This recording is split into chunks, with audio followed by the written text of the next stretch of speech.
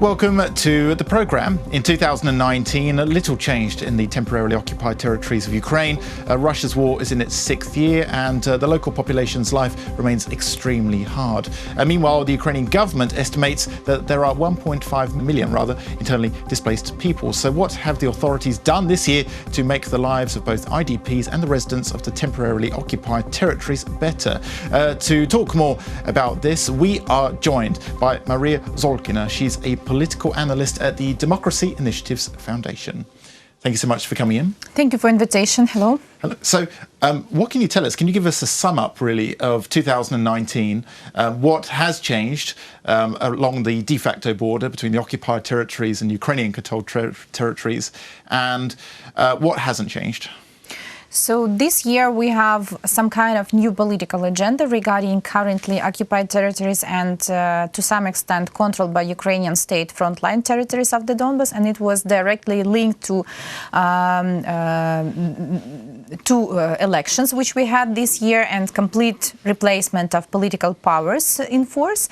So the agenda of the new president Volodymyr Zelensky and his parliamentary majority in the parliament, they are based, this agenda is based mainly on much more open rhetoric and some actions and some public policy developments regarding people living in the occupied territories. So there were some initiatives which have already been done. For instance, the procedure of crossing the division line has been made easier and much more comfortable for people crossing the division line every day.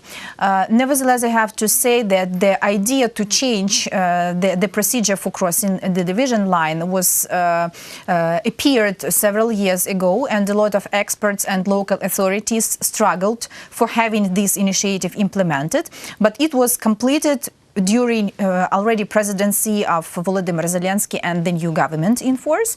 At the same time, we had some initiatives on the side of some kind of economic relations with the currently occupied territories. It is, for instance, because of the new procedure for crossing the division line, so people have the right to hold actually almost everything they want or they need through Ukrainian checkpoints.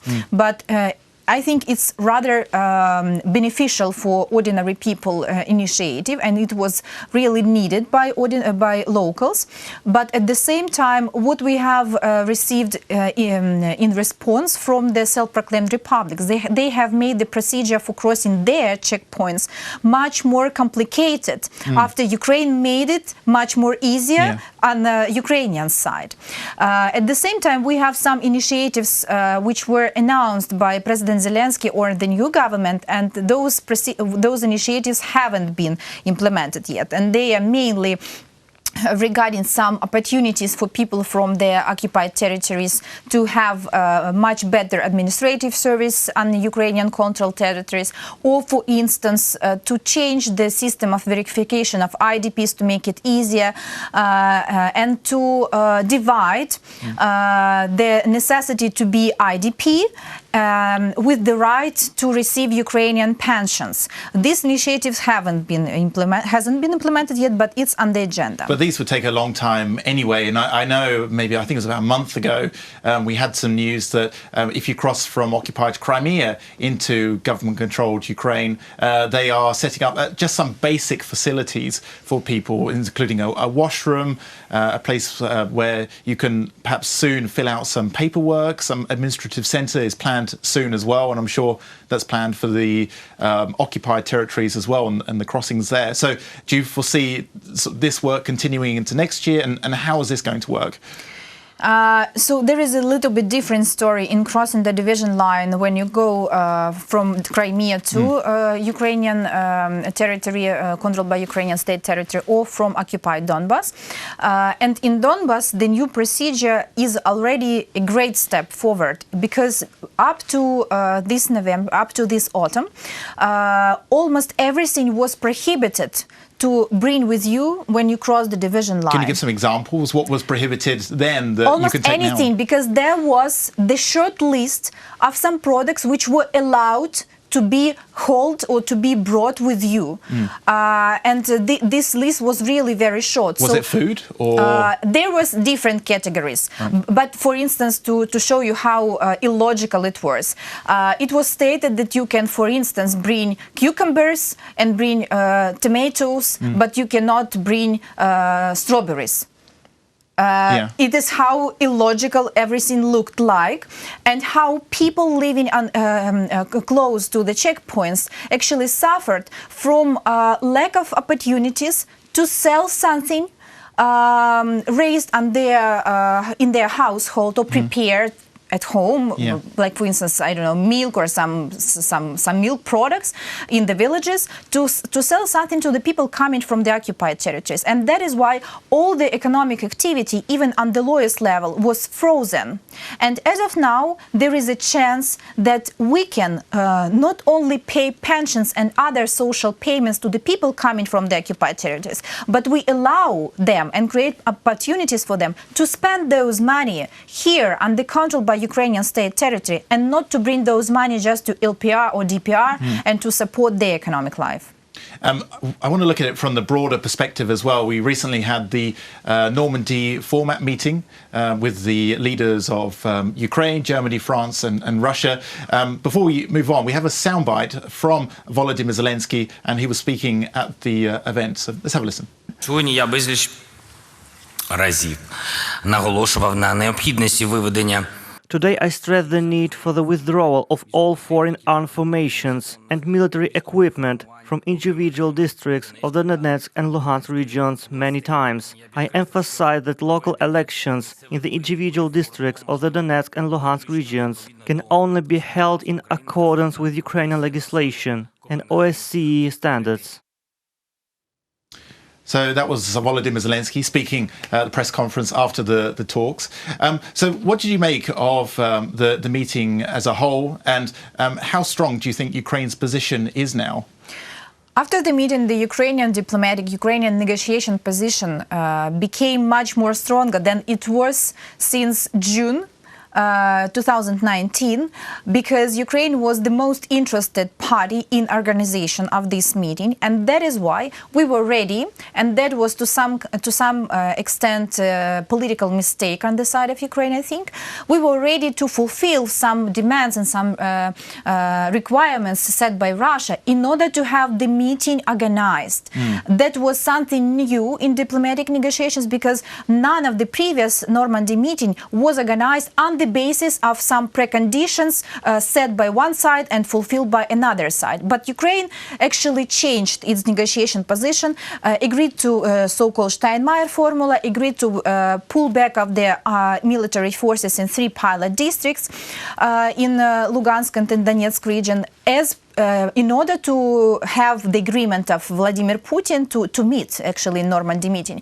But as of now, we can state that Ukrainian position gets stronger, because on the Normandy meeting, Ukraine hasn't made any painful concessions, hasn't agreed to some painful and non-acceptable for Ukrainian side compromises, but at the same time has actually stated that there are really some absolutely unviolable red lines, like withdrawal of forces, control over the border, and complete compliance of future elections with Ukrainian legislation. Nevertheless, we still have no guarantees that security provisions of the Minsk agreements will be fulfilled by Russia before the next Normandy meeting set for March 2020. And that is why I doubt actually that the next meeting will happen, or that the next meeting will be fruitful, because none of main security provisions, stable ceasefire, which doesn't take place,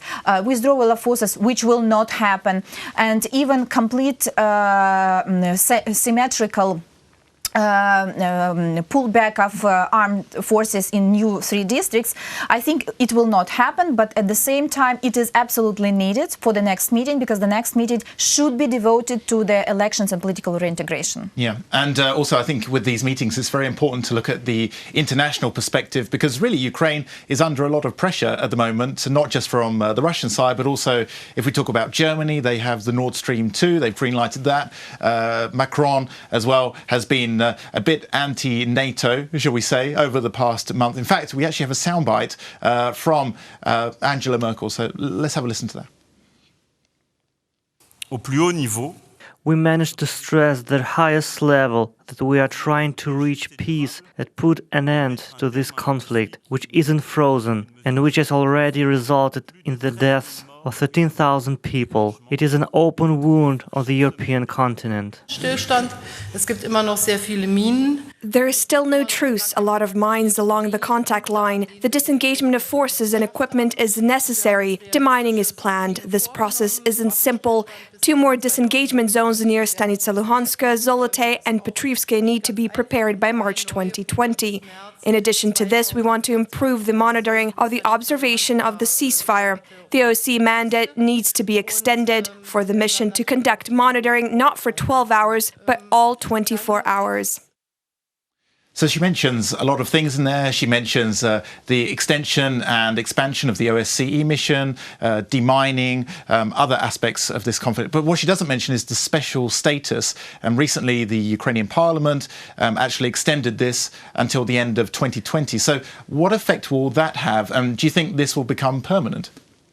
It will become permanent if there will be elections in the occupied territories. But I doubt that these elections will be organized in the upcoming year.